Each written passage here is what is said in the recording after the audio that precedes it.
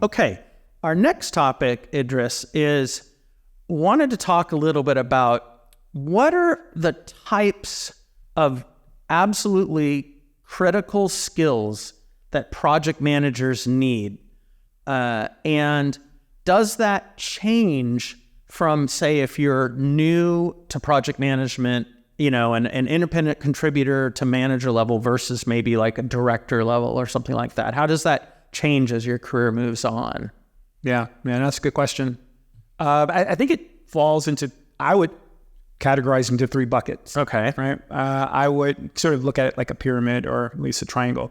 But I think 1, you have to really master hard skills, what I would call hard skills. And hard skills are essentially understanding like the, PM methodology, really understanding like the nuts and bolts of how you manage a project, right? And like understand the process groups, understand risk management, schedule management, understand like all of the key aspects for how you actually manage a project. I think also soft skills.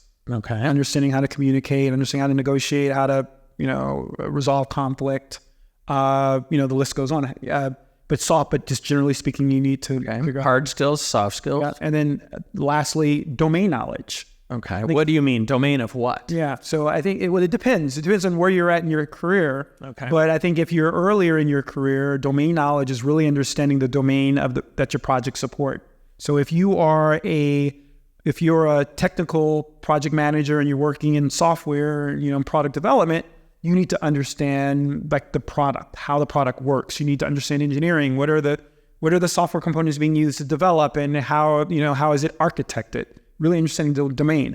If you're in marketing and you're project manager supporting marketing operations, really understanding the marketing side, really understanding like the different marketing campaigns and who's the target audiences for these campaigns, and what are the marketing goals for the year, and how are you tracking to those goals? That's the domain. If you are more senior, I would expect you to understand the domain plus to understand the strategic and business domain, meaning then it's important for you to understand the business, understand what are the business goals, who are the competitors, what are the challenges, what is the strategic plan, how are they thinking about the strategy for the year? That's all domain. But I think the more senior you become, the more incumbent it is upon you to really understand sort of the business and understand how they're trying to perform the business. So then as you move through your career, as you said, that understanding the domain at a higher level is really important. Is there a point where maybe some of these hard skills or soft skills become less important over time? No, they're always important, but I think of them as building blocks or Lego, right? So you build off of, once you gain mastery in, say, sort of soft skills and hard skills at sort of, early to intermediate level, project management sort of expertise, then it's time to build on top of those and take on more advanced sort of hard and soft skills. I know I mentioned soft skills earlier, but as you become more advanced and you're looking at, so say, hard skills as a more advanced sort of senior PM, I think it's important for you to really understand scale, right? So understand, how do you scale projects? So now it's not about just, how do you understand how to manage a project? It's how do you manage complex projects and large projects or multiple projects as a program manager or at an initiative level or portfolio level even. It's really, how do you manage all of these things at scale? How do you manage people at scale? Maybe you're an IC now and you want to move into people management. So how do you start to manage people that are managing projects? But it's all about scale, right? And then it's also, when you look at hard skills, it's about how. It's about the operational side of how do you manage in terms, when you look at sort of from a domain perspective, at least, how do you understand sort of the how of managing a project, which is really the operational side. How efficient are we executing?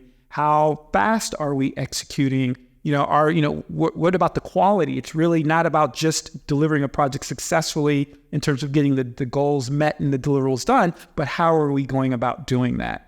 And what are the KPIs and metrics that allow us to be able to evaluate, to assess how we are performing, from an operational perspective?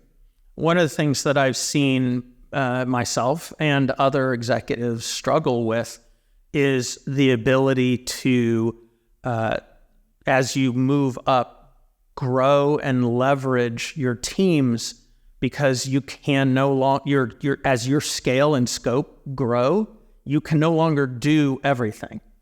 And everyone struggles with this. And I know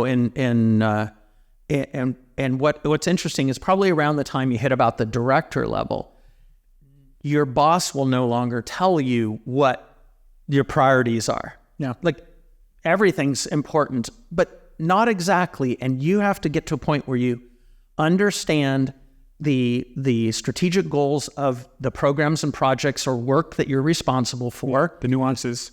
Understanding the strategy of the company so you know how that fits in, and using that to decide that this thing over here is okay with B effort on your part, or delegating to someone else, or maybe not doing it at all, which is a crazy concept for a project manager when you're early in your career. They wouldn't, not doing something is strange, but you get to a point where you learn how to, a finite resource. So you have to, and how to decide which to do. And actually, senior executives are watching you when you make these decisions. Absolutely. That you make the right decisions about what to spend your time on. Absolutely. No, I completely agree. You know, it's there are definitely different levels of expectations as you evolve through your career. And I'm just thinking further, just even about like the soft skills side. And so, you know, even like when you're early in your career and you're working on soft skills, you're just working on really the nuts and bolts on soft skills. Like I said earlier, the communication, the negotiation, conflict resolution, et cetera.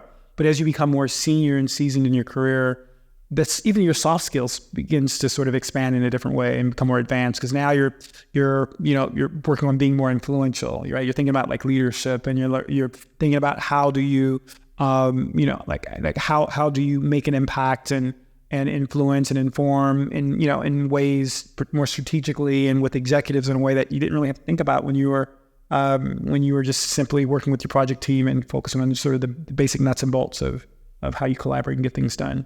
Yeah, I remember earlier in my career, one of the things that I like about project management is it, as a profession and as a role, it is inherently agnostic.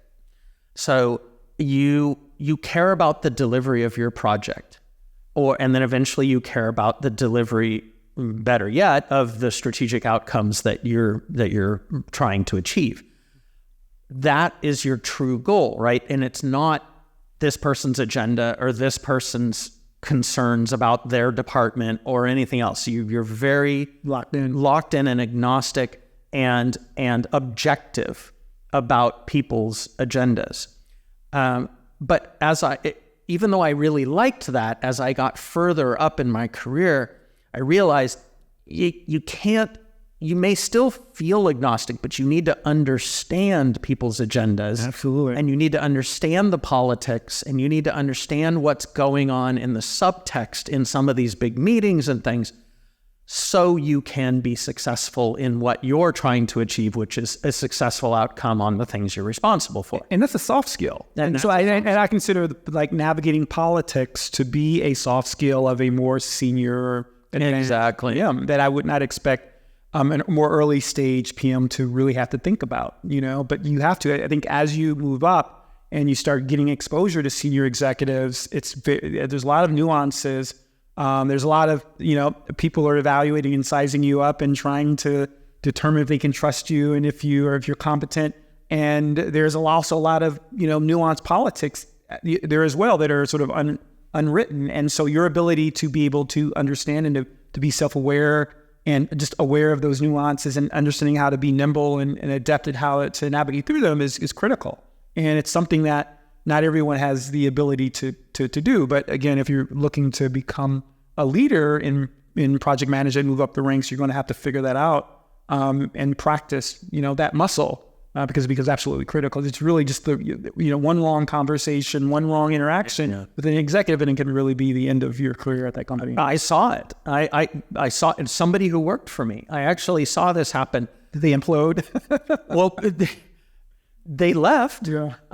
It was a trust problem. Yeah. So what happened was that this person liked to talk over the water cooler. Mm. And as they got further along, they became more privy to some insight and knowledge about things. And in this case, it was an upcoming riff, and they talked. So it again, and they talked to the wrong person, and they talked to somebody who talked to somebody and talked, So what's so amazing about it then again is as this soft skill that will absolutely kill you later on in your career is not having the trust of the executives that you can hold an important secret. Yeah, confidentiality. Yeah, absolutely. I was I remember a very uncomfortable situation I was in where I was actually project managing an upcoming layoff at one of my companies. And I had lunch with a friend of mine, and I knew he was on the list. Yeah. And I couldn't even imply that there was a project or a list or anything. I made sure that after that lunch, it was, in hindsight, I look back and I go, I wish I'd just not gone to lunch. Yeah. But, and so people sometimes would be like, hey, what are you working on? I'm like, not much or whatever. I never led on anything. Yeah. No. But then the executives know that you can be in the room when stuff like an M&A is being discussed or something like that, and it will not leak. I absolutely agree. I think it's important, just sort of bringing it full circle. I think it's really important for project managers as they think about how to frame their skill set in an optimal way, to really keep it simple. I think, because if you ask someone that question, what are the important skills to have? Everyone will give you a laundry list of things that you should consider. But I think it can be overwhelming, right? And so I think it's really important. How do I distill this down into digestible chunks that I can understand and conceptualize and implement? And I think to that end, I think, hard skills, soft skills, and domain knowledge. If you focus on those three areas, it will really sort of be your guidepost that will help you matriculate through your career. Now, obviously, the devil is in the details. Yeah. What soft skills, hard skills, and domain knowledge, but at least you have a framework to begin to evaluate yourself and to understand what areas. And don't over-index on one versus the other. Make sure they're doing all that. I remember a situation where I was starting at a new company in a project management role, and I met with the engineering leader of the product area that I was going to be responsible for. And he asked me, well, what's the first thing you're going to do? And I honestly don't remember what my answer was, but I remember his retort was, no, I think you should learn how this product works. Yeah. Domain knowledge. And here's the thing that's important is understand your audience. So for the engineering manager, it is absolutely critical that that I understood his product that he engineers. And for me not to make that the most important thing, then I think that, sort of threw him.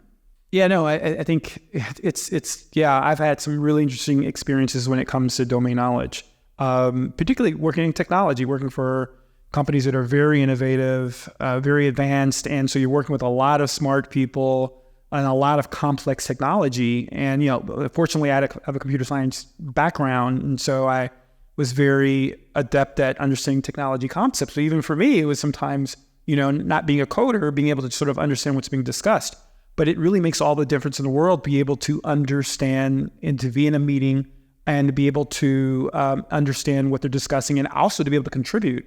I have a friend of mine who works at Amazon, and we talk all the time, and he's a program manager at Amazon. And he talks a lot about the Amazon way and how, project managers there have to be technical. And for him, it was a challenge because historically he wasn't expected or required in previous companies to be technical in that way. But Amazon is different, and they expect, technical project managers to not only just sort of facilitate and lead conversations among technical teams, but to have a point of view and to really, advocate for and influence, so it's a very deep sort of domain sort of expertise that they expect. And not everyone can perform at that level. But I think it does speak to the fact that in general, and it kind of comes back to what we were talking about earlier in the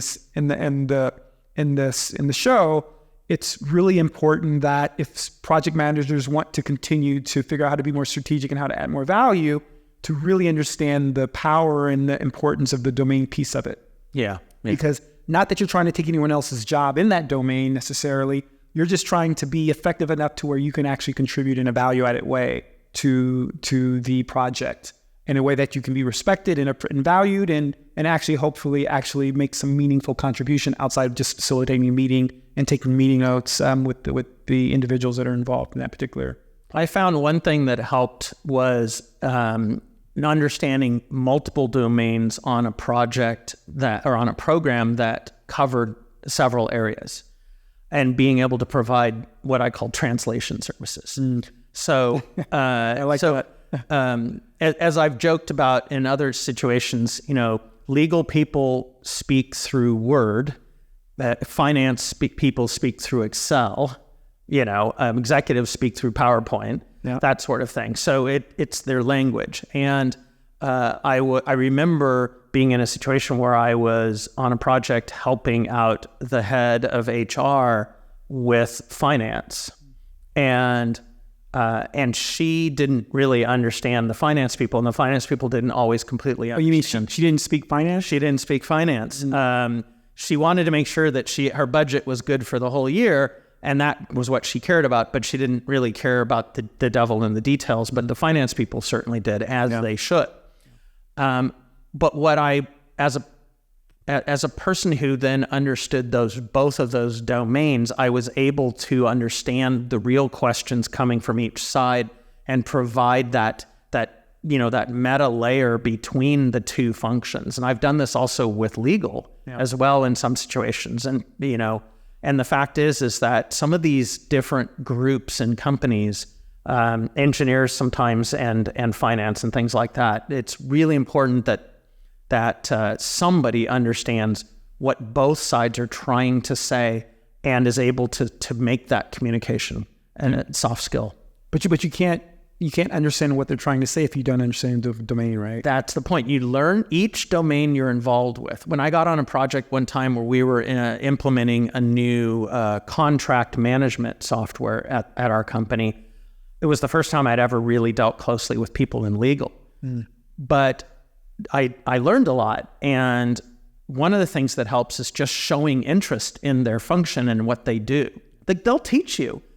As long as you genuinely find what they're doing interesting and valuable, they'll tell you the stuff you need to know, and then from that point forward, now you're somebody who kind of understands that area a little bit. So again, it's people want to tell you what they do. Yeah, it's interesting.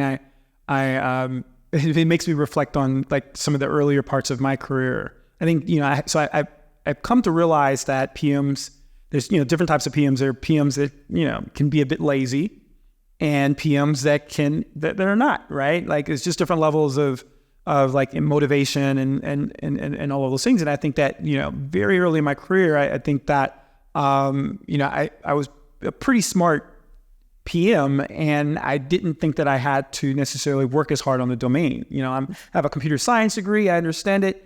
I can just sort of look at the document and understand the gist and have a meeting and help sort of manage it, et cetera. But over time, I realized that while I was sort of getting by on my inherent ability, technical sort of chops and ability to sort of be a fast learner, I was doing myself a disservice, and I was doing my career a disservice by not really spending more time going deeper into the domain.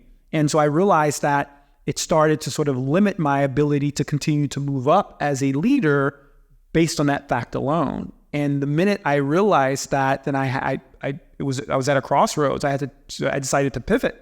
And I was at that point that I decided to actually invest more of my time. So when I'm going home, I'm spending time reading, different technical documents and reading different things that are artifacts that are available to help me better understand the domain of this project, so that I can add more value and impact. And once I did that, my career sort of just really took off. And I'm being assigned even more projects, more engineers and product managers, et cetera. They want me to work on their projects. I'm getting, I'm being considered for promotions more rapidly. Like everything really started to move in the right direction once I really took the domain piece seriously as an individual contributor. And then certainly as a leader, being able to really understand domain knowledge, and from a strategic perspective, really then also it allowed me to sort of accelerate and fast track, because now I understand what the executives are thinking. I understand the business, and I'm able to contribute to discussions in a way that I'm able to understand the business outcomes and the business goals, and talk about how they meaningfully apply to the projects I'm working, and how we can, optimize projects to improve our ability to reach those results. And so then that, yet again, gave a lot of wind beneath my sails to be able to move up as an executive as well. And so again, I think it's very critical. The domain piece cannot be understated. I mean, we know that the hard skills is important. That is the bread and butter. That is, you have to understand the hard skills. That's what you get paid for. But you have to understand those soft skills and the domain knowledge as well.